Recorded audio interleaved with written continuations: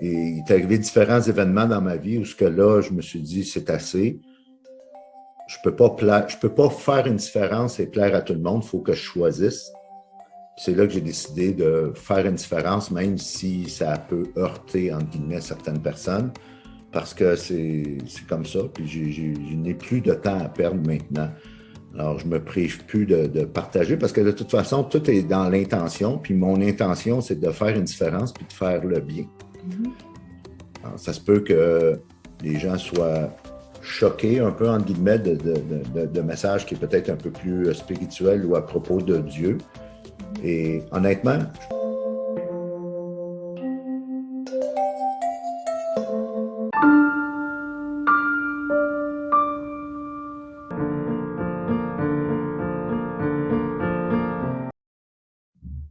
Bonjour Raymond, bienvenue. allô, Ça va bien? très bien toi-même. Très bien, merci. Je suis très heureuse que tu aies accepté de participer à l'émission Pause Café avec Patty. Merci. Heureux moi aussi, merci de l'invitation. Oui. Chers amis à la maison, laissez-moi vous présenter Raymond Brisebois, que j'ai eu le privilège de rencontrer lors de ma première conférence annuelle Toastmasters du District 61. Il a partagé un message extrêmement puissant intitulé « Enlève-toi de ton chemin ». Et ça m'a tellement touchée et inspirée que je me suis dit, il faut que je l'invite à mon émission. Et je suis très reconnaissante qu'il ait accepté. Sans plus tarder, qui est Raymond Brisebois?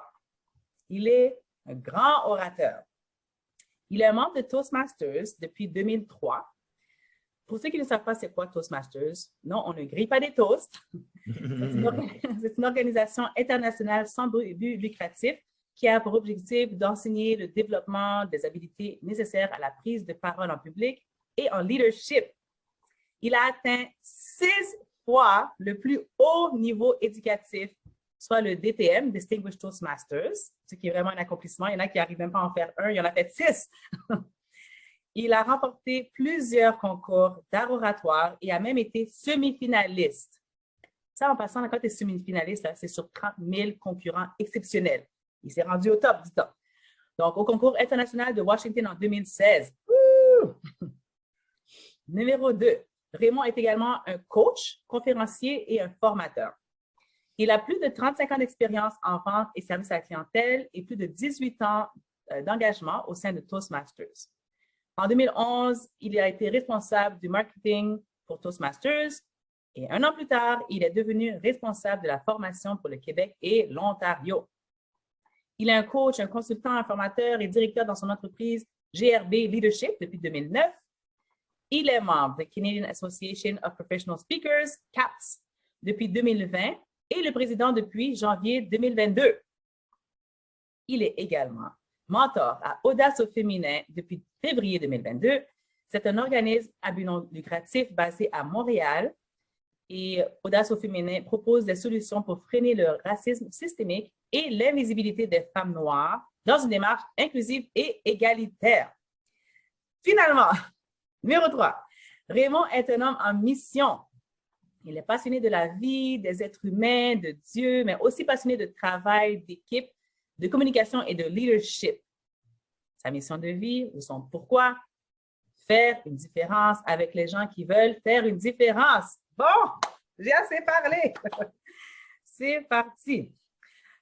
Raymond, peux-tu partager avec nous comment c'était d'être dans tes souliers lorsque tu étais un jeune garçon et un adolescent, s'il te plaît?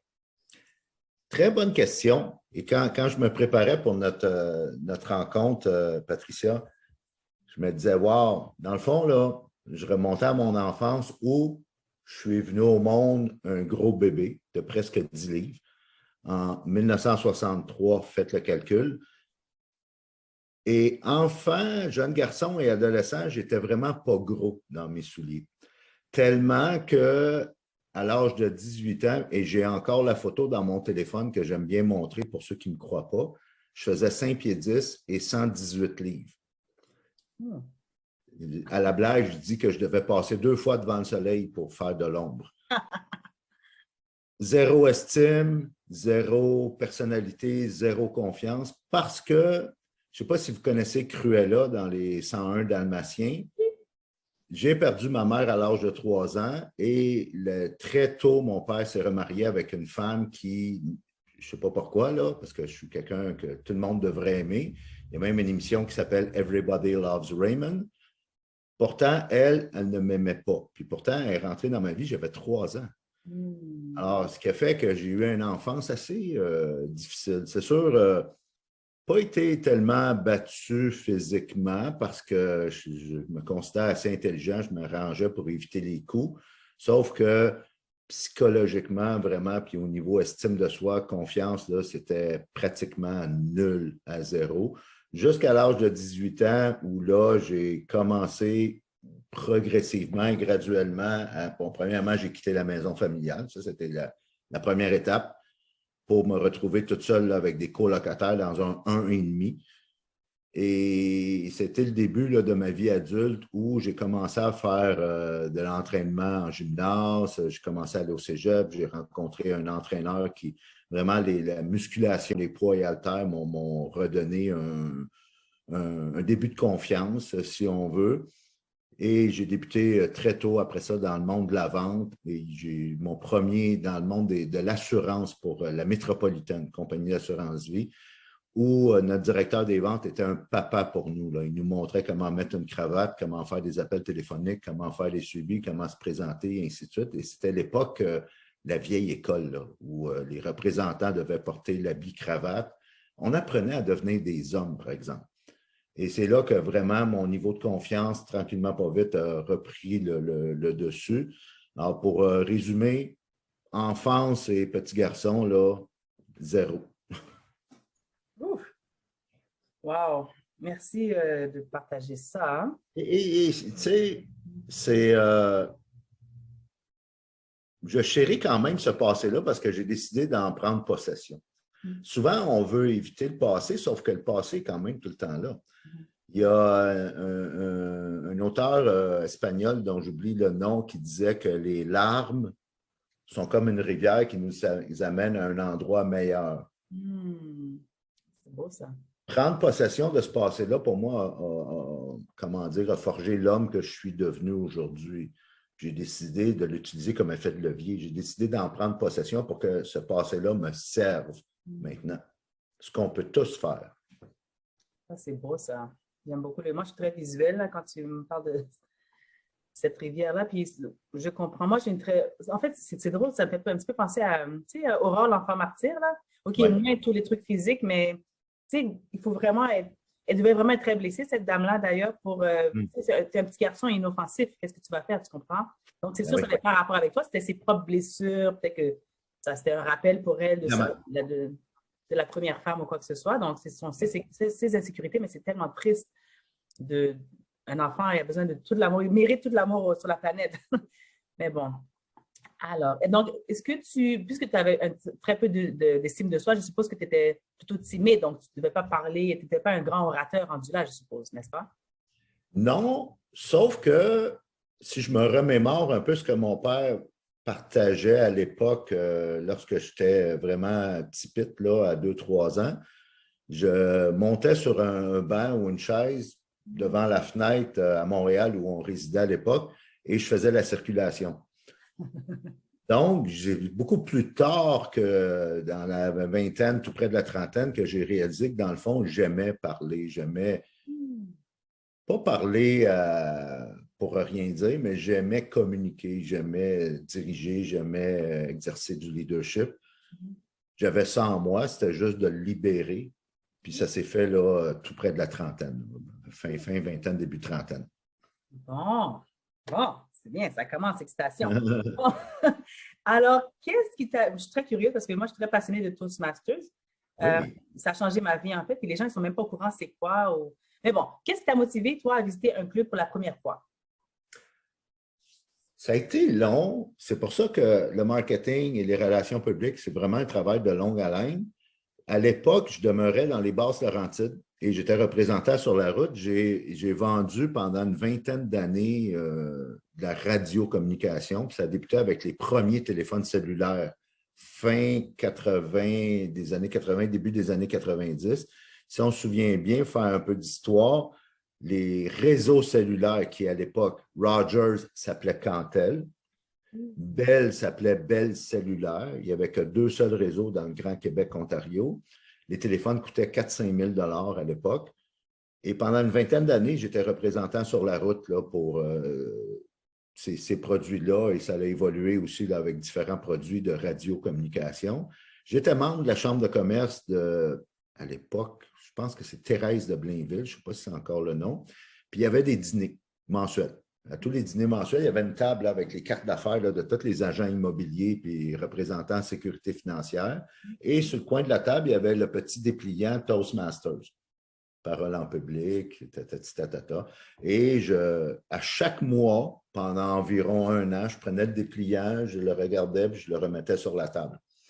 De plus, dans mon petit journal local là, gratuit qu'on reçoit tous les week-ends, d'une 15-20 pages, là, il y a les petites annonces à la fin, là, puis il y avait un petit encart là, vraiment tout petit là, où ça disait « Avez-vous peur de parler en public? » Je ne me rappelle plus exactement là, du petit texte. Et il y avait un numéro de téléphone.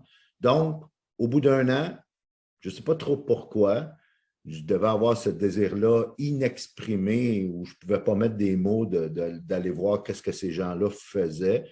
Je devais avoir, il faut dire que j'ai toujours été impliqué dans des organismes à but non lucratif depuis l'âge de 18 ans. Et je devais avoir une trentaine d'années environ. Je n'ai pas fait le calcul exact, là, c'était en 2003, donc 2002, 2003. À un moment donné, je prends mon courage à 2 mains, j'arrête de procrastiner, je prends la petite annonce dans le journal, je prends le téléphone et j'appelle la dame qui était le contact à l'époque, qui est encore membre de Toastmasters d'ailleurs, encore à ce jour, Mme Lise Blondin, qui est au Réseau des femmes d'affaires du Québec en passant. Là, ben, je lui pose des questions, elle m'invite à une rencontre gratuite. À l'époque, les communicateurs de la Rive-Nord qui aujourd'hui sont à Sainte-Thérèse le mercredi matin, à l'époque, ils étaient à Rosemère, dans un autre local tout près.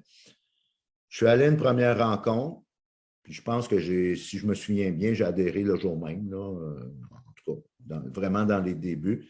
Et un peu comme Obélix dans Potion magique, je suis vraiment tombé là, on dit en anglais un freak, là, un passionné de cette organisation-là que j'ai fait vraiment.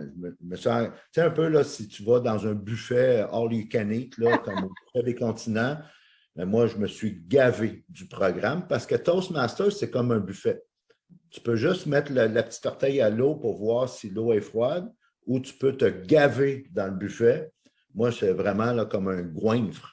Je me suis gavé dans le programme Toastmasters. J'ai tout fait, j'ai tout essayé.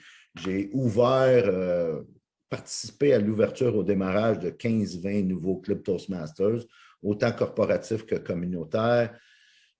C'est fou. Puis je ne dis pas ça pour me vanter, je dis ça juste pour exprimer que j'ai vraiment tout fait dans ce programme-là parce que j'ai réalisé la richesse. Puis j'ai réalisé aussi que pour le même coût, la même cotisation que n'importe quel autre membre qui joint, je pouvais aller chercher beaucoup plus si je voulais maximiser le programme. Oui, c'est tellement vrai. Parce que Toastmasters, je ne me rappelle plus qui m'a dit ça, mais tu reçois de Toastmasters, qu'est-ce que tu mets dans Toastmasters? Quand tu vas dans un club, parce qu'on se rencontre, je ne sais pas si les gens sont au courant, mais il y en a peut-être que non, on se rencontre en gros 1 fois par semaine ou certains clubs 1 fois par 2 semaines et on parle souvent. On a différents rôles qu'on joue et puis ça nous aide avec notre leadership et notre communication parce qu'on le fait tout le temps.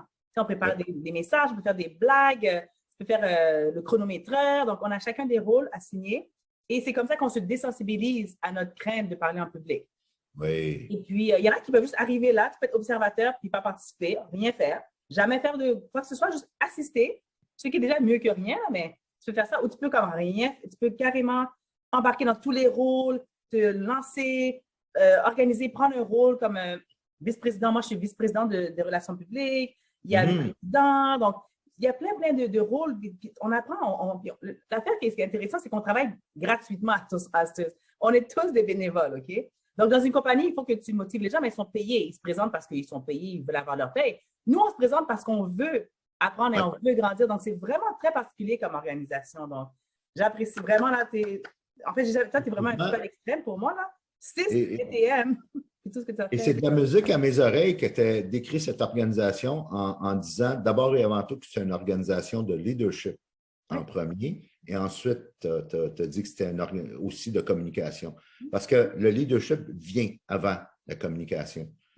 C'est vrai que Toastmasters est vu dans le monde, sur la planète, comme une organisation d'art oratoire, de public speaking, de communication, ce qui n'est pas faux. Oui, c'est l'endroit pour faire ça, sauf que la sauce secrète, la recette secrète de cette organisation-là, c'est le leadership. Et tu l'as dit tellement bien quand tu as dit on n'est pas payé. Donc, ce n'est pas la même dynamique. C'est que les gens vraiment qui peuvent, tu sais, inspirer, motiver, créer un environnement gagnant où les gens vont pouvoir libérer leur potentiel, ça, c'est le vrai leadership. Puis on ne le fait pas parce qu'on est forcé de le faire ou parce qu'on est payé pour le faire. On le fait parce qu'on a ce désir-là de le faire. C'est vraiment, moi, ce que je trouve malheureux, c'est que malheureusement, dans nos CV, on n'a pas l'opportunité de mettre assez en valeur l'expérience qu'on va chercher chez Toastmasters parce que ça a beaucoup plus de valeur que n'importe quel autre environnement de formation parce que justement, on n'est pas payé pour le faire, puis c'est le leadership dans toute son essence la plus pure. Oui. J'aimerais, en fait, c'est quoi, juste faire une petite question parce que je suis curieuse. Moi, je suis une de tes fans numéro 1. Je viens juste de te découvrir. Je ne sais même pas comment ça se fait que, en tout cas, c'est une très belle découverte. Et puis, je remarque que souvent, tu partages des publications par rapport à la puissance de Dieu ou qu'est-ce que Dieu apporte dans notre vie. Donc, je suis juste curieuse de savoir si tu pourrais partager pour quelles raisons on dirait que tu as orienté ta vie ou peut-être tu as donné ta vie au Seigneur. Hey, ça, c'est une bonne question parce que quand tu m'avais à l'avance préparé à cette question-là, je n'avais jamais fait la réflexion qu'est-ce qui m'avait amené parce que ça s'est fait de façon naturelle.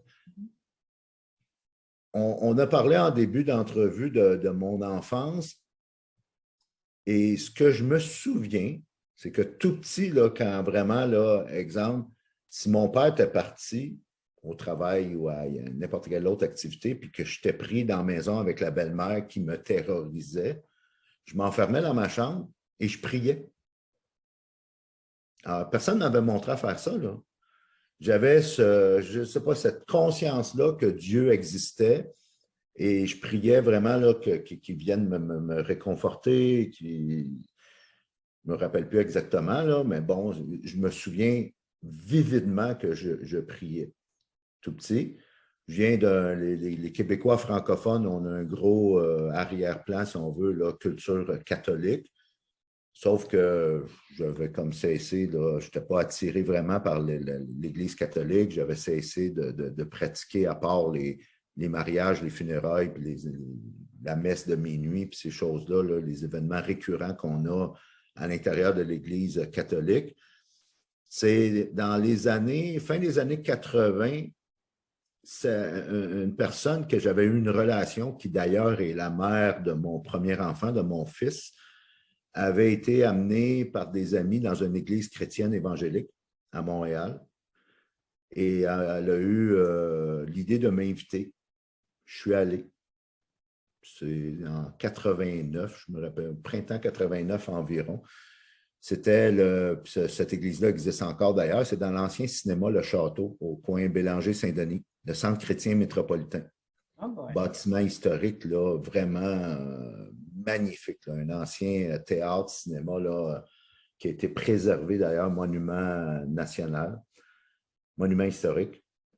Là, je suis rentré dans cette église-là, puis tout de suite, c'est sûr, il y a un petit choc culturel quand tu viens d'un background, pardonne-moi l'anglicisme, catholique, qui est très, comment dire, traditionnel, on va dire ça de même, et que tu arrives dans une église pentecôtiste, il y a un choc. Sauf que c'était un bon choc. Et je me suis assis avec le pasteur, ça a donné comme ça, probablement qu'on m'a spoté comme le petit nouveau dans la place. Je me suis assis avec le pasteur à l'époque, à la fin. On a jasé un peu et c'est là que, sur place, j'ai donné ma vie au Seigneur, baptisé dans l'eau selon ma propre volonté, peut-être quelques mois plus tard, là, je ne me rappelle plus exactement. Et depuis ce temps-là, Je suis en relation avec Dieu depuis 30 quelques années maintenant. Wow, c'est vraiment une belle histoire. Merci, c'est ça. Ben, moi, c'est plutôt similaire. Moi, j'ai été élevée catholique toute ma vie parce que moi, je suis d'origine haïtienne, donc c'est sûr, toute la Oui. communion, tout ça, j'ai passé à travers. Mais j'aimais beaucoup, j'aimais bien l'histoire du petit Jésus, tout ça. Mais après ça, rendu à l'adolescence, ils m'ont perdu complètement. Déconnecté, là, moi, Oui.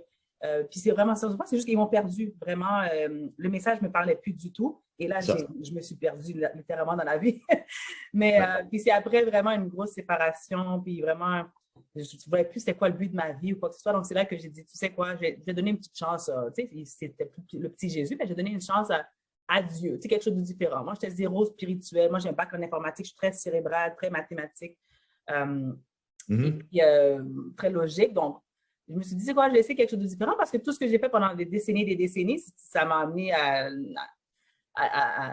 la misère. Dans le fond, c'est pas compliqué. Donc, puis c'est depuis septembre 2018, donc j'ai commencé un processus lentement. Puis c'est vraiment un pasteur évangélique, Nicky Cruz. D'ailleurs, j'ai fait une vidéo là-dessus, là, comment il a changé ma vie complètement. Et puis depuis ça, ça fait Mhm. depuis octobre 2018, là, j'ai aucune raison de retourner parce que cet amour inconditionnel, tellement envahissant qu'il n'y a aucun être humain qui peut m'aider de la manière que Dieu m'aime, tu comprends? Donc, en tout cas, ça, c'est une autre histoire pour une autre vidéo. Mais en gros, merci beaucoup pour ce partage parce que j'étais vraiment. C'est très rare que, surtout au Québec, je trouve que les gens, à moins qu'ils soient vraiment ils font partie d'une église de façon évidente, là, qui Ouais. partagent des messages comme ça. Puis toi, c'est pas mal régulier. Donc, j'aime beaucoup tes messages.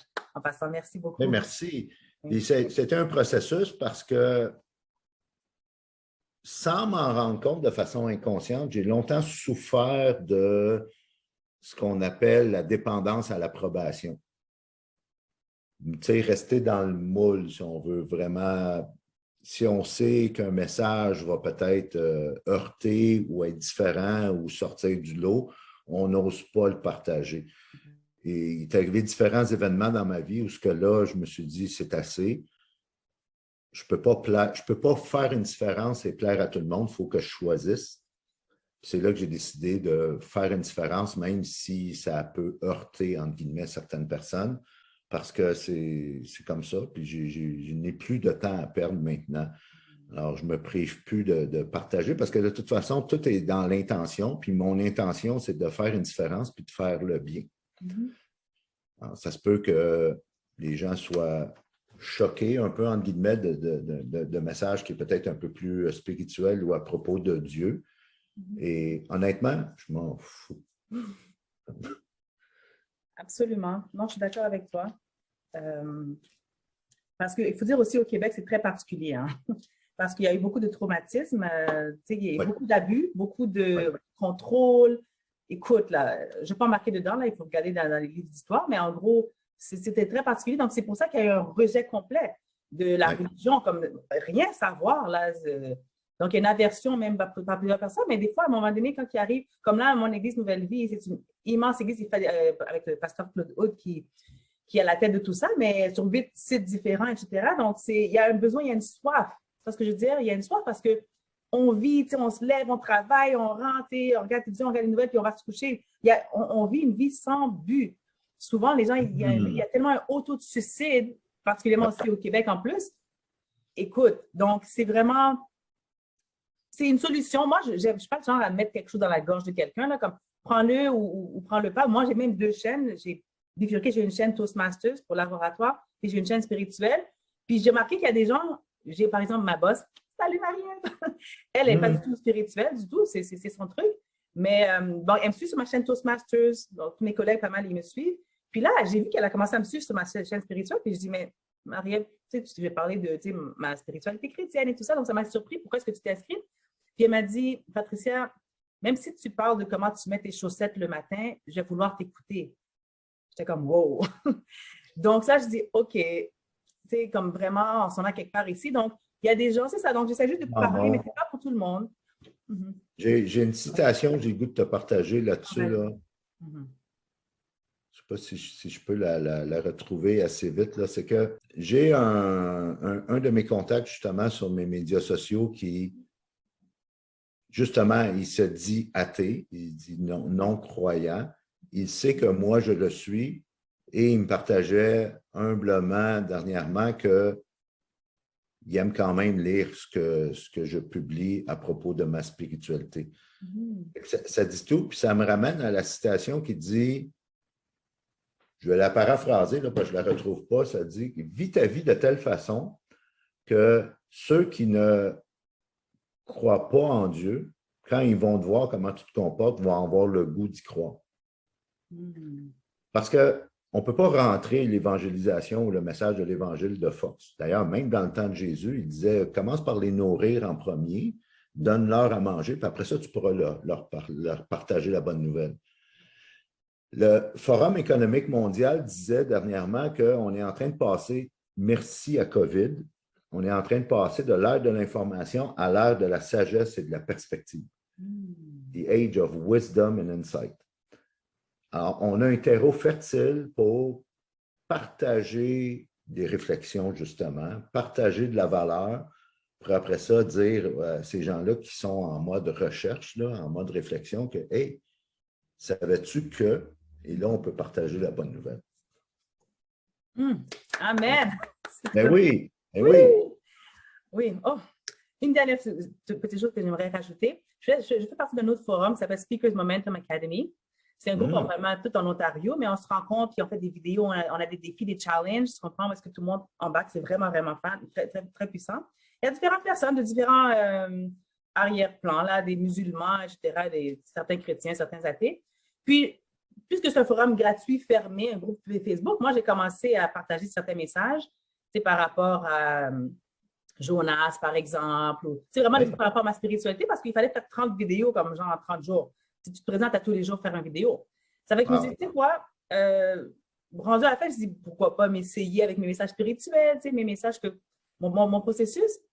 La réaction, j'ai eu des personnes, des hommes d'un certain âge qui m'appelaient en pleurant, qui me laissaient des bonhommes, mon Dieu, ton message m'a touché. Des musulmans même qui connectaient avec mon message parce qu'on s'entend que l'Ancien Testament, il est pareil, c'est qu'on soit juif, musulman, chrétien, n'est-ce pas? Donc, mes messages touchaient même des gens qui n'étaient même pas chrétiens, qui faisaient partie d'autres religions. Donc, écoute, il y a un moyen de partager. Moi, je suis très inclusive, j'aime beaucoup les êtres humains, puis pas juste un seul groupe. Je suis très respectueuse des autres. Mais il y a un moyen de communiquer et de trouver des moyens de s'entendre, des moyens de se connecter, même si on a différents… Un jeûne pendant le ramadan, puis un jeûne que moi je fais, mais il n'y a pas grande différence. Je parlais avec une copine, justement, Ormi Hussein. On se donnait des trucs. Non, comment tu fais quand tu jeûnes pour des raisons spirituelles, pour te rapprocher de Dieu? C'est la même chose. Tu l'appelles Allah, ben moi je l'appelle Dieu, mais j'appelle Jésus. Oui, puis il faut revenir à la base que le prix très cher que Jésus a payé sur la croix, c'était aussi pour ces gens-là.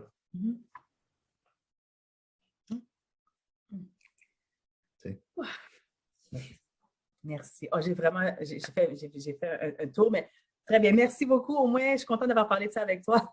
Parce qu'on ne parle pas souvent de ces sujets-là. Alors voilà, on l'a fait. Raymond, peux-tu nous partager les événements qui ont, ceux que tu es prêt à partager, les événements qui ont bouleversé ta vie et comment as-tu été en mesure de reprendre goût à la vie par la suite, s'il te plaît? Oh, ça c'est… en fait, quand j'ai fait, on parlait tantôt de mon parcours Toastmasters, que j'ai fait de la compétition. J'ai commencé à faire de la compétition en 2014.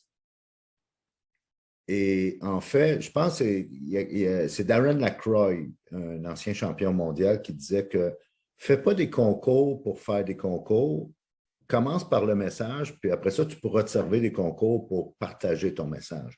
Le message vient avant le désir de gagner le trophée.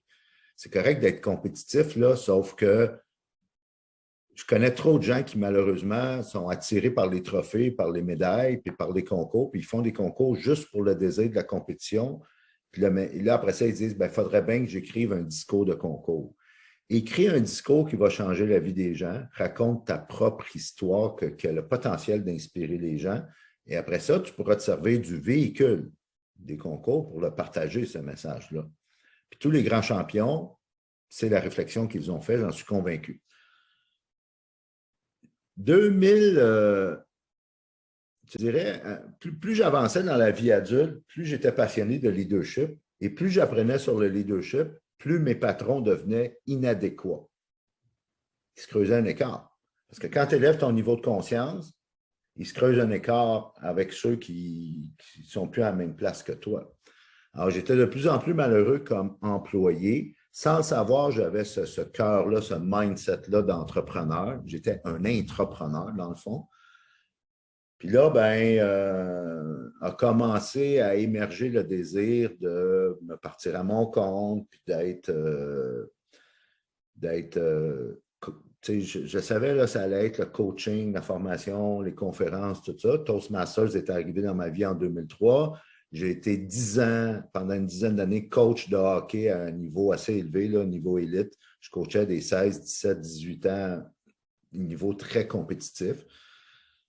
J'ai été impliqué dans toutes sortes d'organismes à but non lucratif depuis l'âge de 18 ans. J'ai fait un peu de politique scolaire, et ainsi de suite. Donc, tous ces ingrédients-là mis en place. Puis en plus, j'étais dans le monde de la vente, très, friand de développement personnel.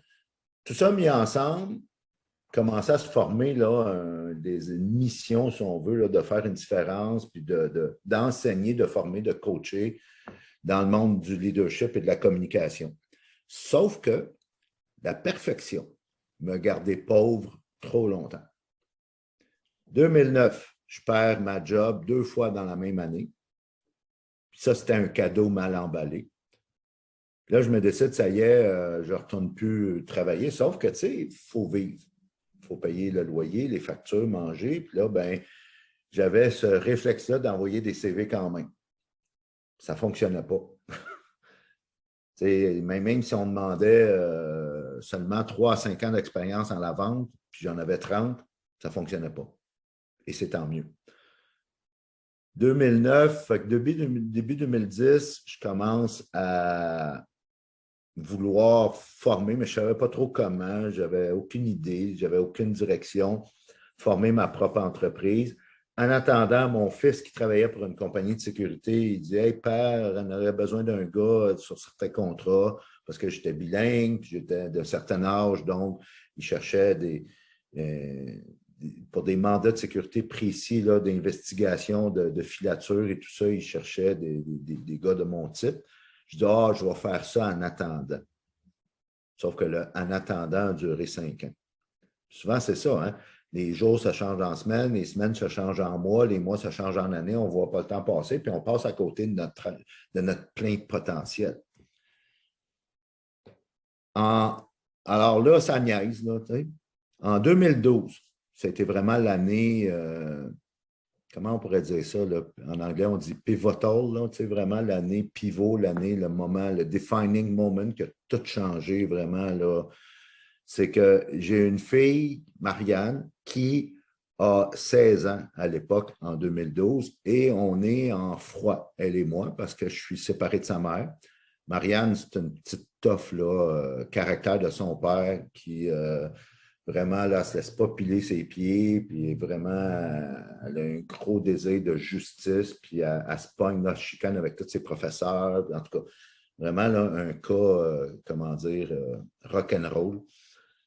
On a une relation, étant donné qu'elle et moi, on a vraiment deux égos là, qui s'entrechoquent. On a une relation où on ne se parle pas. 2012, le 4 juillet, autour de 20 heures, elle se ferait frapper par un train. Elle prenait un petit raccourci pour aller rejoindre ses amis et elle s'est fait ramasser par un train à Sainte-Thérèse. Et là, évidemment, tellement, blessée, maganée, dans un coma, que 3 jours plus tard, le 7 juillet 2012, à 11h42, sa petite main dans ma main, elle a rendu son dernier souffle. Au-delà du drame familial, que je ne souhaite pas à mon pire ennemi, au-delà du drame familial, il y a aussi, l'histoire que trop longtemps, j'ai procrastiné. Trop longtemps, j'ai attendu la perfection. Trop longtemps, j'ai attendu le moment parfait pour tout faire. Tu sais, je vais attendre d'avoir le budget, je vais attendre d'avoir le site web, je vais attendre d'avoir le branding, je vais attendre ci, je vais attendre ça. Tu sais, puis je ne sais pas si tu as déjà entendu ça, mais longtemps, moi, de ma génération, on disait un jour, quand je vais être à la retraite, un jour, quand les enfants vont être partis, un jour, quand un jour, tu sais, comme si notre vraie vie était à un horizon lointain, là, tu sais, far, far away, à un moment donné, là. Fait que ça a été le moment marquant parce que là, j'ai accepté d'être imparfait. Des cartes d'affaires chez Vistaprint pour 33 $. J'ai maintenant un business dans les 6 chiffres où je n'ai même pas de site web. Tu sais, tu peux vivre de ta mission quand vraiment tu acceptes, pas d'être tout croche, mais que tu tasses la perfection. Dans le fond, moi, j'ai tassé la perfection je l'ai remplacé par l'excellence. C'est pas pareil. Parce que j'ai réalisé que la version 1.0 vaut mieux que la version 0.0. Je ne sais pas si vous avez vu le film, merveilleux film qui raconte une histoire vécue, une histoire vraie, le film Freedom Riders. Non? Je pense que c'est écrire pour quelque chose en même. C'est l'histoire du professeur Aaron Grubel.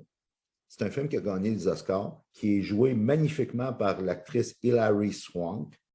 C'est une professeure dans un quartier de tough, là, aux États-Unis, un quartier de bum, là, un quartier difficile, gang de rue, toute la kit. Et évidemment, ces gens-là, dans les gangs de rue, les quartiers plus multiethniques, ressentent beaucoup de colère. Elle a vu ça, elle était professeure suppléante dans une école comme ça. En plus, là, on voit les différences multiethniques. Elle, c'est une petite blanche, là, fait que vraiment, là, il y avait un clash au niveau culture. Elle s'est dit, je vais être allée dans un magasin à 1 $. Elle a acheté tous des cahiers avec des crayons. Puis elle s'est dit, t'es pas de bonne humeur, t'es en, excuse-moi, en... Ben, écris-le, exprime-toi. Et ça a fonctionné. Cette professeure-là, elle existe encore d'ailleurs, elle a reçu des prix, elle a été honorée parce qu'elle a réussi à prendre leur colère, la canaliser, puis en faire quelque chose de créatif. Dans le film, à un moment donné, dans l'histoire, l'actrice principale, ça va vraiment pas bien, là, un moment dans le film là, où tout est sur le bord de s'écrouler. Elle va voir son père, qui est un directeur d'école à la retraite. Elle exprime tout ce qu'elle vit, sa détresse à son père. Puis son père lui dit, « Honey, you have been blessed with a burden. » Tu as été béni d'un fardeau. Alors, si tu me demandais si je pouvais revenir dans le temps, un coup de baguette magique puis ramener ma fille, c'est sûr. C'est un no-brainer. C'est sûr, sûr, sûr.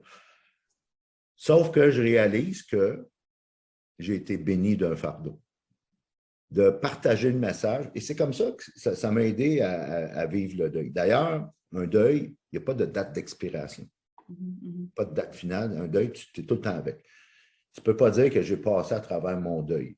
C'est quelque chose que tu vis avec. Et ma façon de le vivre, moi, c'est de réaliser que j'ai été béni d'un fardeau, puis de partager le message, de dire « Hey, arrête de niaiser, là. Vas-y, go maintenant. Même si ce n'est pas parfait, tu pourras l'améliorer. Tu peux juste améliorer la première version. Tu ne peux pas améliorer quelque chose que tu n'as pas fait encore. » Ouf! J'ai l'impression que j'ai reçu comme une prédication, là. Merci beaucoup. C'est très puissant ce que tu as dit. Merci. Très, très puissant ce que tu dis. Wow! Il n'y a pas grand-chose à rajouter, là, mais en gros, moi, j'ai perdu 2 membres de ma famille en décembre. J'ai perdu mon oncle, des complications à la COVID, et ma sœur, qui est morte dans mes bras après 30 ans de souffrance, mais était en soins palliatifs, puis au moins, j'ai pu être là avec elle, mais j'avais vraiment l'impression que j'avais comme perdu un membre, un organe, tu comprends, que je n'allais jamais m'en remettre. C'est quand tu t'occupes de quelqu'un, en fait, c'est elle qui s'occupait de moi, c'était ma plus vieille sœur, mais elle a une maladie dégénérative qui, dans le fond, ça a renversé les rôles. Et puis, bon, j'ai passé à travers un processus justement à mon église, là, avec Monique Lépine, d'ailleurs, que j'ai passé en entrevue, et elle a vécu des très, très gros deuils, et elle nous a aidés à passer à travers. Et là, après 9 semaines, là, je suis redevenue en un seul morceau. J'ai tous mes organes à la bonne place. Bien sûr, on finit jamais de souffrir. Mais maintenant, je me suis rendu compte avec le processus que j'ai fait que je suis encore là. J'ai vu, elle respirait 1 minute, puis elle ne respirait plus l'autre minute, tu comprends? Donc, je me suis rendu compte que je peux littéralement mourir dans 1 minute et je n'ai aucun moyen de l'arrêter, tu comprends? Donc, c'est ça. Donc, on a une chance là. Comme on a une chance maintenant.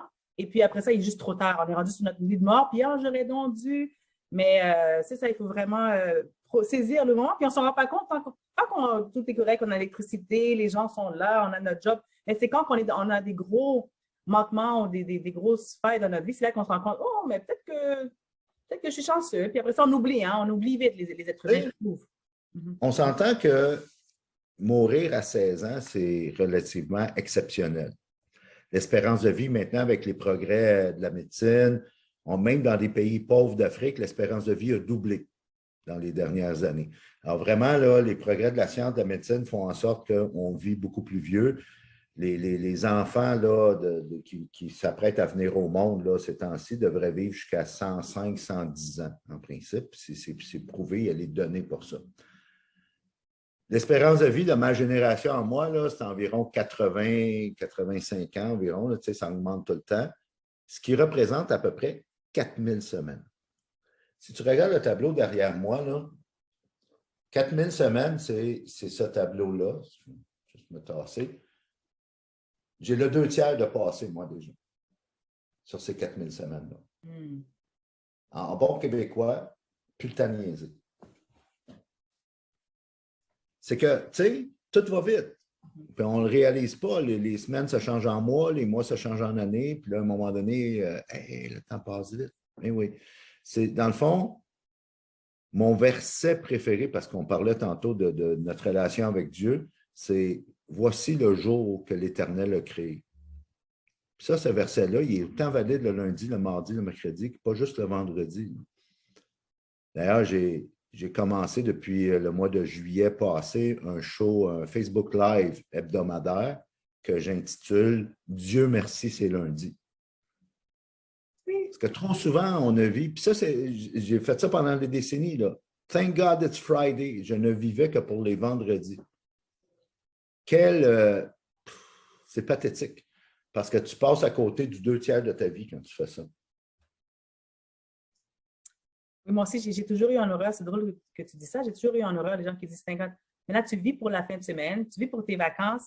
Mais écoute, si tu vas 2 semaines en vacances, qu'est-ce que tu fais le reste des 300, je sais pas moi, 40 jours qui restent, tu comprends? Ça fait que, non, moi aussi, les lundis, moi, je me dis, c'est le début d'une semaine très excitante, n'importe quoi peut arriver, on ne sait pas. Non, c'est ça. Donc, mes collègues ont arrêté de le dire parce qu'ils sont tannés d'entendre mes répliques quand ils me disent « Thank God it's Friday » ou « Oh, crap, it's Monday ». C'est comme « Non, Monday is an exciting day. It's the best day of the week. » Mais bon. Oui, puis ça se peut que temporairement, tu n'aimes pas tes lundis parce que tu n'es pas au bon endroit au bon moment, mais fais quelque chose. Fais quelque chose pour faire en sorte que, tu sais, la vie est trop courte, faire en sorte que tu vas aimer les lundis. Oui, oui.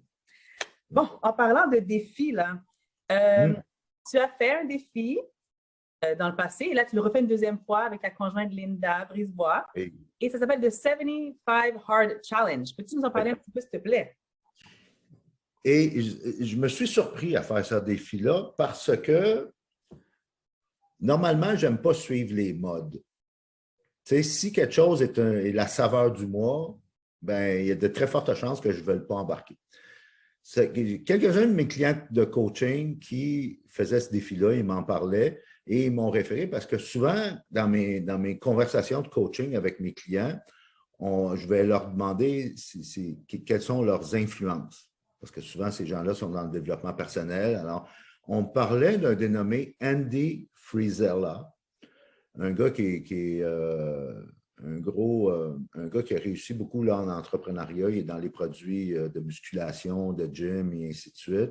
Il a eu une enfance assez difficile et c'est lui qui a mis au point ce concept-là du défi 75 jours, le 75 Hard Challenge. Puis parce que beaucoup de gens commencent à le faire, ben, j'avais moins le goût de le faire.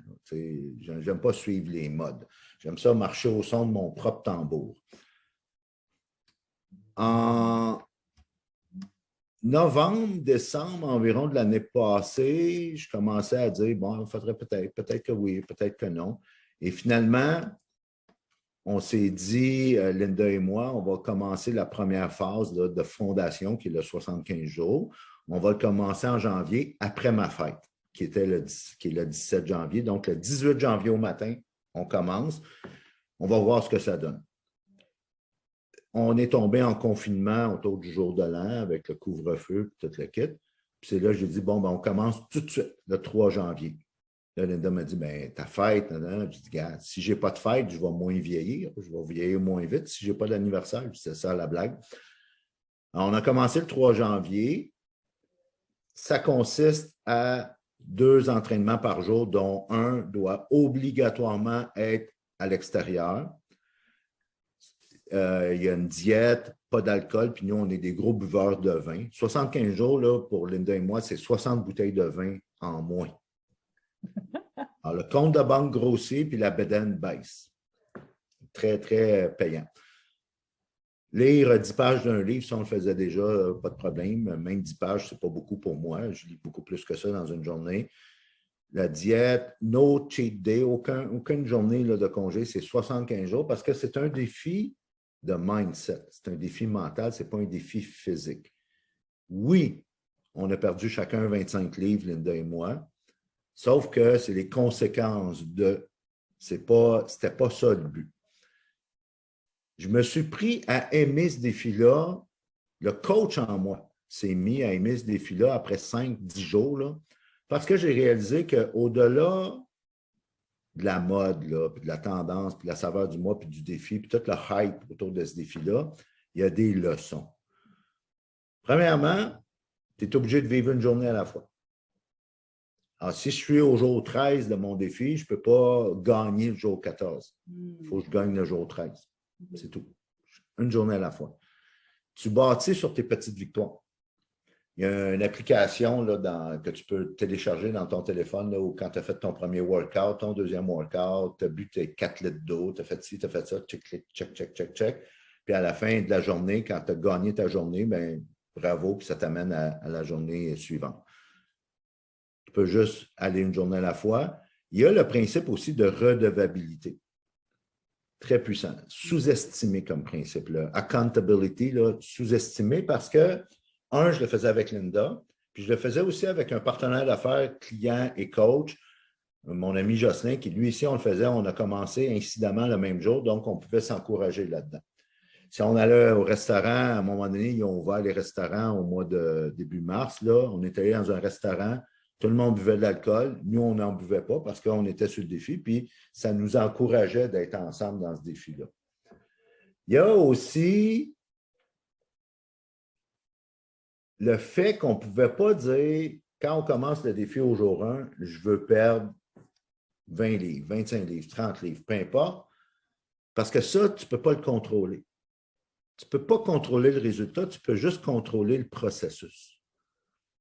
Tu sais, toi et moi, là, peu importe notre génération, notre culture, de où on vient, notre différence d'âge ou quoi que ce soit, quand on est venu sur cette terre, il y avait déjà du monde.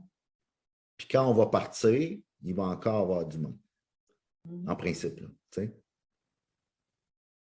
On joue dans une game qui est infinie. Simon Sinek a écrit un livre brillant à cet effet qui s'appelle The Infinite Game. Il n'y a pas de ligne d'arrivée. C'est-à-dire que quand on va partir, il y a encore la game, le jeu, le match va continuer. Alors, tu peux juste contrôler comment tu joues. Tu peux juste contrôler ta performance. Tu peux juste contrôler ton comportement, des actions, ce que tu fais pour faire une différence dans la vie des gens à chaque jour. C'est juste ça que tu peux contrôler. Tu ne contrôles pas le résultat. Alors, c'est pour ça que ce défi-là est tellement puissant. Fait que là, ce qu'il fait, c'est qu'il t'offre ce qu'il appelle la fondation, le premier 75 jours. Et si tu veux, tu as 3 phases. Phase 1, phase 2, phase 3, qui sont des phases de 30 jours. Et il suggère de faire le 75 plus les 3 phases dans la même année, dans le même 12 mois de calendrier. Nous, on aime encore le vin, on aime encore sortir au restaurant, on aime encore se faire plaisir, sauf qu'on ne va jamais retourner en arrière comme on était avant. Parce qu'on se sent mieux, on dort mieux, on est plus performant, on est plus serein. C'est pour ça qu'on a mis dans le calendrier les 3 phases de 30 jours, 3 fois 30 jours, on les a mis dans le calendrier. Stratégiquement, on ne sera pas en défi pendant nos vacances. On ne sera pas en défi pendant le temps des fêtes. Alors, la troisième phase, qui va être la dernière phase de l'année, va se terminer, nous, début décembre. Après ça, on va avoir tout le mois de décembre là, pour se faire plaisir, sortir en famille et ainsi de suite. Sauf que c'est rendu que même quand on n'est pas dans un challenge, dans une des phases, ben on fait quand même nos 2 workouts par jour, on fait quand même notre lecture, on fait quand même notre méditation, on fait quand même plein de choses c'est rendu en nous maintenant, c'est rendu une habitude.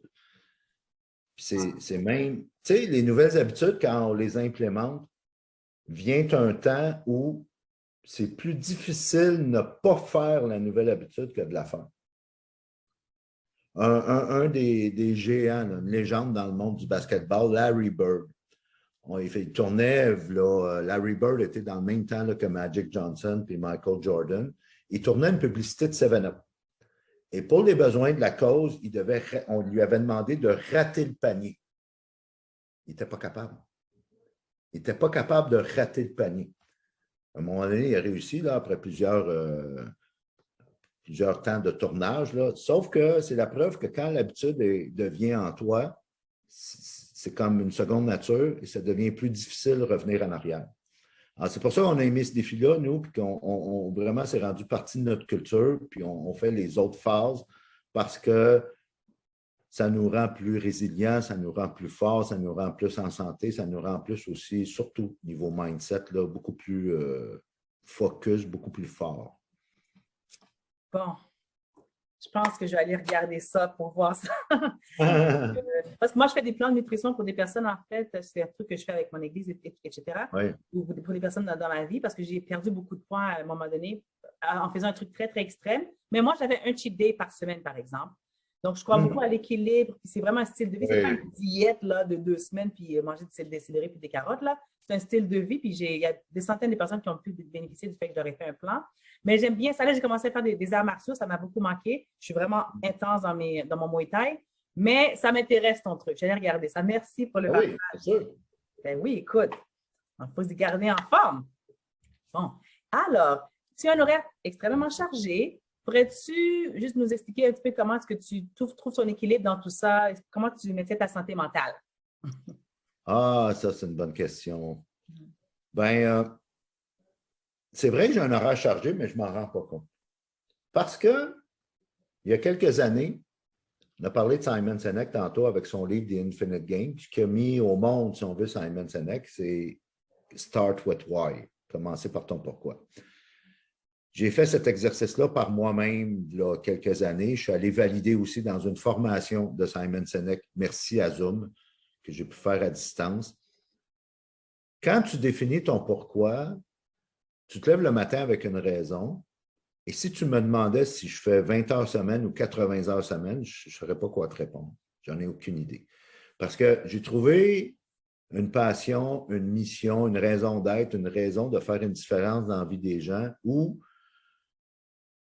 je ne sens pas ce fardeau-là que je suis au travail ou je ne suis pas au travail. C'est sûr que je programme du temps de repos. D'ailleurs, tout maintenant est dans mon agenda. Tout.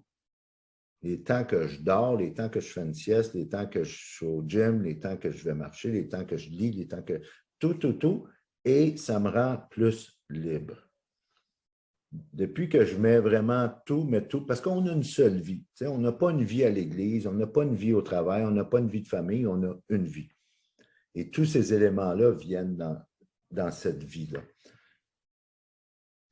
Le fait d'avoir défini mon why aussi fait en sorte que j'ai un arc de tir qui est beaucoup plus restreint et j'essaie de me concentrer vraiment sur ce qui est dans mon arc de tir. L'arc de tir, c'est un vieux principe militaire que quand tu es au combat, on va te placer à un endroit là, avec ton arme, on va dire ce qui se retrouve là entre la maison rouge qui est là, puis de l'autre côté, la maison bleue. N'importe quoi que tu vois, s'il y a une menace, tu peux tirer. Toutefois, à l'extérieur de ces 2 points-là, peu importe ce que tu vois, touche pas sous aucune considération, on s'en occupe, ou même que tu pourrais blesser un de tes collègues.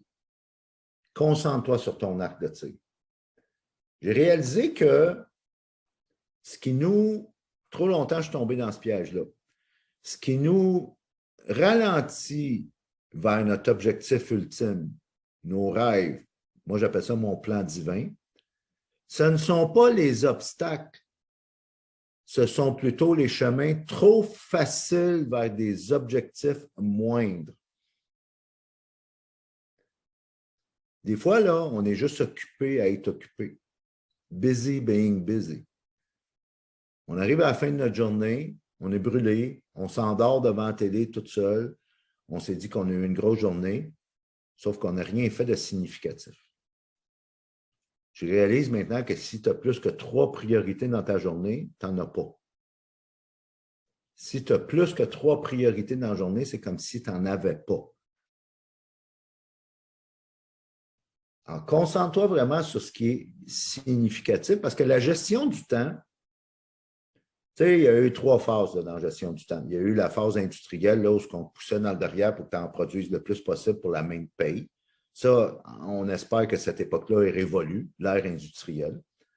Stephen Covey est arrivé dans les années 80 avec urgent, important, non urgent, non important, qui est encore utile à ce jour, sauf qu'il manque un élément. Il manque une 3e dimension, c'est que la gestion du temps, c'est aussi une gestion d'émotions.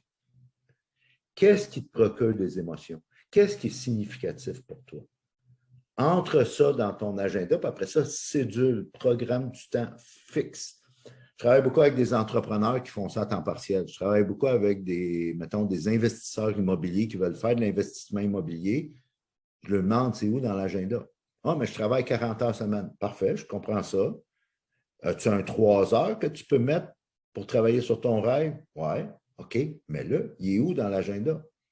Et quand tu fais ça, ça peut sembler contre-intuitif. C'est pas lourd, ça te libère du temps. Parce que souvent, on fait des choses à temps perdu, mais quand on y pense, il n'y a pas personne qui a du temps à perdre.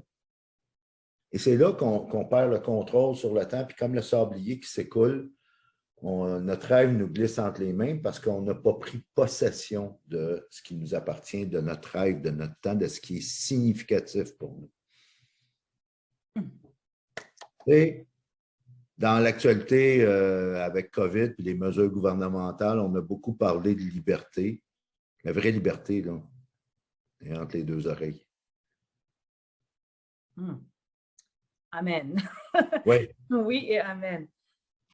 Tu aides les gens en ce moment qui ont une terreur de parler en public, qui veulent avoir plus d'impact ou améliorer leur leadership et leur communication. Juste, en fait, rapidement, qu'est-ce qui t'a donné envie d'aider ces personnes-là? Bien, j'ai réalisé un peu en lien avec mon pourquoi, j'ai réalisé que toute ma vie, j'aimais former des leaders. J'ai été impliqué dans des organismes à but non lucratif depuis l'âge. Je suivais mon père, j'avais 15 ans, puis à 18 ans, quand j'ai eu l'âge légal de joindre, à l'époque, c'était mon premier organisme que j'ai été impliqué, c'était un club optimiste. Après ça, j'étais dans des loisirs, j'étais dans un paquet d'organismes d'OBNL jusqu'à Toastmasters en 2003. J'ai réalisé que j'aimais aider les gens à libérer leur potentiel et encore mieux, j'ai réalisé que j'aimais quand eux, après ça, étaient capables de le faire avec d'autres. Donc, mon why, qui est de faire une différence avec les gens qui veulent faire une différence afin de faire une différence, en d'autres mots, c'est que j'aime aider les gens qui aiment aider les gens. Ah, tu sais, quand tu m'invites sur ton événement, quand tu m'invites dans l'entrevue pour être là avec toi comme aujourd'hui, pour moi, c'est un no-brainer. C'est facile de dire oui parce que tu es quelqu'un qui aime aider les gens. Puis moi, j'aime aider les gens qui aiment aider les gens. Alors, c'est comme ça qu'à un moment donné, j'ai réalisé que si j'aide des gens qui ont peur de parler en public, ben, je nourris mon pourquoi, je nourris mon why, parce qu'après ça, ces gens-là vont exprimer un message, vont inspirer des gens par leur histoire. Et tout, là, quand on parle d'histoire, là, on n'en prend tellement pas conscience que, tu sais, quand on est enfant, nos parents, nos aînés, les gens qui prennent soin de nous, nous racontent des histoires. On grandit, et là, inconsciemment, on ne réalise pas qu'on prend la relève de ces gens-là, puis c'est nous-mêmes qui nous racontent des histoires. Alors, et ces histoires-là ne nous servent pas tout le temps. ces histoires-là ne sont pas nécessaires. La plupart du temps, ne sont malheureusement pas productives pour nous amener vers notre potentiel, vers notre objectif. Alors, c'est pour ça que j'avais intitulé ma conférence lorsqu'on s'est rencontrés, « Enlève-toi de ton chemin ». Parce que c'est là que ça se passe. La peur de parler en public, c'est juste de changer l'histoire. Parce que prends une scène, là, dans un événement, dans un congrès, une conférence, peu importe, tu as la personne qui est excitée, qui a trop hâte de monter sur la scène, puis tu as la même personne à côté qui a le goût de vomir, a chaud, vient tout rouge, a des palpitations, puis vient vraiment tout croche, a peur de monter sur la scène. Et c'est la même scène. C'est vraiment une question d'histoire qu'on se raconte. Quand on revient à la peur de parler en public, j'aime dire à la blague qu'on sait qu'on l'a partagé que je suis croyant. Et si je pouvais bien humblement et respectueusement offrir une critique constructive à notre créateur, je lui suggérerais de prendre notre nombril et de l'installer ici à la place. Comme ça, on serait beaucoup moins centré sur nous-mêmes et beaucoup plus centré sur les autres. Parce que trop souvent, la peur de parler en public, c'est parce qu'on se regarde trop le nombril. On est trop centré sur notre histoire interne, sur nous-mêmes. Et pourtant, quand tu montes sur une scène, ou quand tu fais une vidéo comme tu es en train de faire, ou quand tu fais un podcast, ou quand... c'est pas à propos de toi. Tu es juste la messagère. C'est à propos du message, puis des gens qui ont besoin à entendre parler du message. En anglais, on dit « audience-centric ». C'est à propos de l'auditoire. Donc, tu as un message à partager, tu as une belle histoire à partager, tu as de l'information à partager. Ce n'est pas à propos de toi. Alors, pourquoi tu as peur? Tu as peur parce que tu te concentres sur ta petite personne. Oublie-toi, tu es la messagère, tu n'es pas le message. Le message est plus important.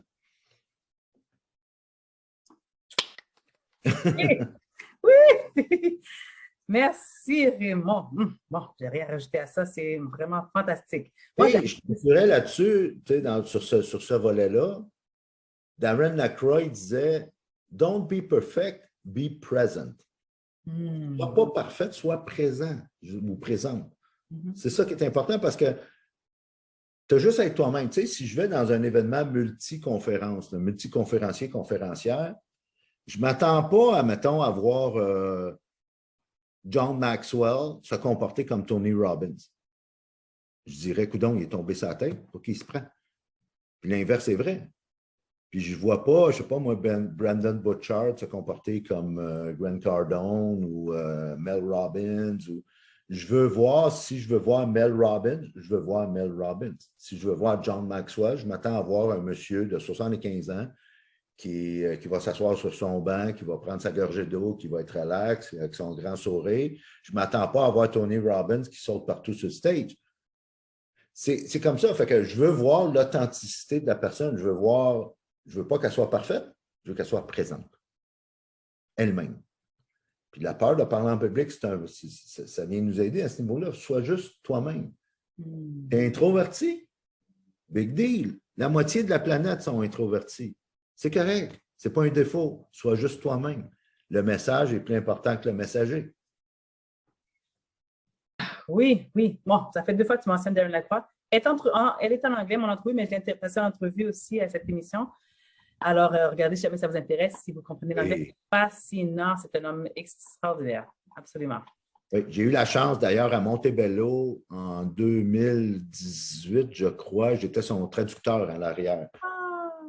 On a eu beaucoup de plaisir ensemble. Je faisais la traduction, l'interprétation simultanée il était notre keynote. Je faisais l'interprétation à l'arrière de sa conférence. Oui. Un gars un autre chrétien d'ailleurs, qui a donné sa vie au Seigneur aussi, là. Mais très inspirant. D'ailleurs, on veut faire un voyage à Vegas pour aller visiter son église. Ah oui, Vous rendu! pouvez voir, il y a 2 ou 3 prédications de Darren Aykroyd sur YouTube, sur le site, sur la chaîne YouTube de son église. OK. The Verve. Ah! Comment ça s'appelle? The Verve.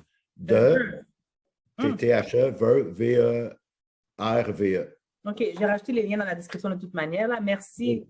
J'aimerais beaucoup ça, regarder ça. Merci de me dire, je n'étais même pas au courant, tu vois. Bon. Bon, une question pour notre ami, parce que moi, j'aime ça prendre toute la sagesse d'un homme comme toi-même. Si notre ami qui nous regarde en ce moment est rempli de regrets, il se sent comme si sa vie est un gâchis irréparable et qu'il est simplement trop tard, qu'aimerais-tu lui dire, Raymond? Ben, moi, je dirais, il n'est jamais trop tard. Hein? Je pense qu'il y a plein d'exemples génériques dans l'histoire de l'humanité de gens qui ont fait une différence là, puis qui ont vraiment créé des empires à un âge très avancé. Tu sais, c'est qu'est-ce que tu veux dire par trop tard? C'est vraiment, tu sais, il y a un vieux dicton chinois qui dit que le meilleur temps pour planter un arbre, c'est de là 25 ans, bien sûr, et le deuxième meilleur temps, c'est aujourd'hui. Tout est relatif, il n'est jamais trop tard. Il y a, parlant de chinois, il y a une analogie, puis ça, c'est vraiment scientifique, là, du bambou chinois. Le bambou chinois, pendant les 5 premières années, quand tu le plantes, il ne se passe rien. Tu dois planter la graine, la semence, l'arroser, enlever les mauvaises herbes, l'entretenir, fertiliser, et ainsi de suite. Et pendant 5 ans, il ne se passe rien. La 5e année, le bambou chinois explose hors de terre pour atteindre 40 mètres de hauteur. Souvent, nos vies, c'est ça. On est dans la phase des 5 premières années du bambou chinois. Là. Et les regrets, on en a parlé tantôt, il y a Dan Pink, un de mes auteurs préférés, qui a écrit justement son tout dernier livre, The Power of Regrets. On peut s'en servir des regrets comme effet de levier. J'en ai des regrets, moi. Sauf que je les ai changés en leçons. Je les ai changés en apprentissage. On peut s'en servir de ces regrets-là pour justement, comme on disait tantôt en anglais, take ownership, en prendre possession, en prendre le contrôle pour se propulser vers un avenir meilleur. C'est en gros ce que je lui dirais. C'est vraiment de changer l'histoire. Changer l'histoire qu'on se raconte. Puis tu sais, quand je travaille en coaching, c'est sûr, il faut qu'il y ait un petit désir minimum, là, pour qu'après ça, on puisse travailler ensemble pour que cette personne-là puisse vraiment, que je puisse l'accompagner. Si cette personne-là vient à moi et elle a zéro désir de changer, bien là, je ne peux rien faire. Merci. Merci encore une fois. OK. Une de mes dernières questions. Si notre ami en ce moment, parce que d'après le partage que tu as fait, tu as été victime d'abus, carrément. C'est un abus certain aux mains de Cruella. Donc, si notre ami nous regarde et est victime d'abus, que ce soit verbal, psychologique, émotionnel, physique, quel conseil aimerais-tu lui donner, s'il te plaît? Bien, c'est sûr, je ne suis pas comment dire, je n'ai pas de compétences médicales ou psychologiques, ou je ne suis pas un thérapeute, là. Je dirais, qu'est-ce qu'on peut faire pour que cette histoire-là puisse te servir? Vraiment, là, qu'est-ce qu'on peut faire pour tout ce que tu as vécu puisse inspirer des gens à, justement, se sortir de ça? Comment on peut utiliser comme effet de levier ce traumatisme-là? C'est sûr que j'aime beaucoup travailler avec ce genre de clients-clientes qui ont vécu ça en autant qu'ils reçoivent l'aide médicale. Je travaille justement avec une cliente qui, elle, a subi des traumatismes comme ça, a subi de l'abus. Elle suit une psychologue et on travaille en collégialité, si on veut. C'est que la psychologue va vraiment aider au niveau blessure, au niveau, plus d'un niveau, elle a des compétences, une formation pour ça. Puis moi, je vais vraiment aller après ça dans le plan d'action. Maintenant, qu'est-ce qu'on fait à partir de maintenant pour changer l'histoire, changer le narratif pour t'amener à un autre niveau, pour t'amener à avancer, pour t'amener à passer au prochain niveau? C'est vraiment ça. Souvent, la vie nous envoie des cadeaux mal emballés et je pense que toute la crise planétaire qu'on a vécue, toute la planète ensemble, ce qu'il y avait de particulier, c'est que on la vivait tous ensemble, à différents niveaux, bien sûr, sauf que tout le monde, comme être humain, on vit une crise. et même plus qu'une, là, même plusieurs, à des moments différents, ponctuels dans nos vies. Ce qu'il y avait de particulier avec COVID, c'est que c'est tout le monde en même temps qu'on était frappé par la même crise. Il y en a qui, ça l'a, comment dire, ils n'ont pas vu le cadeau mal emballé. Puis moi, j'ai toujours eu en tête, à l'esprit, les paroles de Winston Churchill qui disait de ne jamais gaspiller une bonne crise. Ce que je dis souvent, parce que même souvent, on dit en affaires, en business, il n'y a pas d'émotion. Totalement faux. C'est BS là, total parce qu'on est des êtres d'émotion. Toutefois, tu ne peux pas relâcher une émotion que tu n'as pas d'abord, avant tout, accueillie. Alors, ce que je fais avec des clients, c'est qu'il y a un moment donné où il faut que tu la vives, l'émotion. Il faut que tu l'accueilles, que si tu as le goût de pleurer, bien pleure. Si tu as le goût d'être fâché, d'être frustré, d'être en colère, vis-les, ces émotions-là, donne-toi un temps, mais après ça, OK, parfait, c'est fait. Maintenant, on passe à d'autres choses. C'est quoi la prochaine étape? Il y a des présidents, je lisais à un moment donné dans une revue de finances, des présidents de grosses organisations aux États-Unis qui se mettent à l'agenda à tous les jours du temps pour s'inquiéter. Genre 5h moins 10 à 5h, là, ferme la porte du bureau, puis c'est 10 minutes où je vais m'inquiéter. Parce que la beauté de ça, c'est que tu peux accueillir tes émotions pour après ça mieux les relâcher. Et quand ton temps pour t'inquiéter est terminé, bien, il est terminé. Tu passes à d'autres choses. Oh, j'aime. Oh, ça, je n'ai jamais entendu cela, par exemple. Planifier du temps pour s'inquiéter. Oui, parce que non, je comprends, mais c'est une première. C'est utopique de penser qu'on peut tout le temps être dans la pensée positive. C'est bien beau, là, sauf qu'on va toujours en avoir des pensées négatives. Alors, on est mieux de s'en servir, dans le sens que s'en servir comme effet de levier, en prendre possession. Tu sais, mettons, tu vis dans ce qu'on appelle un creux, là, une vallée, là, ben, savoure ce temps-là, parce que ce qui fait que tu vas pouvoir atteindre les sommets, c'est de savourer ce temps-là dans la vallée, mais d'apprendre, d'utiliser comme effet de levier, te propulser là-dessus. Là. Ne jamais gaspiller une bonne crise. Oui. Tu sais, il n'y a pas personne qui a demandé la crise planétaire qu'on a vécue depuis 2 ans et quelques. Ça ne veut pas dire qu'on ne peut pas en profiter. Oui, oui, absolument. Non, j'aime beaucoup ça. De toute manière, il y a tellement de leçons que tu as données. Il faut que je réécoute cette entrevue encore. Je vais l'éditer, puis après ça, je vais réécouter par la suite. Bon, alors, quelle est la prochaine étape pour Raymond Brisebois? C'est quoi l'héritage que tu aimerais laisser à la planète Terre, s'il te plaît? Ah, c'est bon ça. Ben, mon message principal, c'est comment tu performes chaque jour. C'est de vivre la valeur, l'importance de chaque journée, de ne pas attendre que tout soit parfait. Ce que je m'apprête à faire d'un point de vue beaucoup plus, comment dire, formel, c'est bâtir, c'est déjà commencé avec un partenaire, des formations en ligne.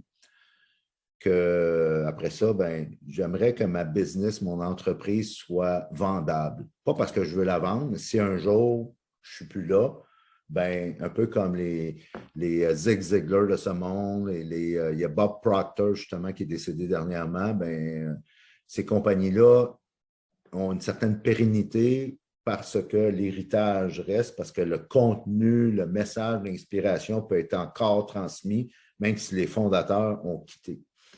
Alors, c'est ce que j'aimerais faire. J'aimerais que tout mon message, mon histoire, tout ce que je fais depuis plusieurs années puisse rester et continuer à être transmis. Donc, ces temps-ci, je travaille là-dessus. Il y a des livres qui s'en viennent, il y a des programmes de formation en ligne et ainsi de suite. Donc, je travaille, c'est ce qui occupe mon esprit et ma créativité ces temps-ci. Merveilleux. Moi, j'étais la première à tout acheter. Hein, ça fait que. Merci. Voilà, puis, non, vraiment, je suis une grosse admiratrice, une grande admiratrice. Merci.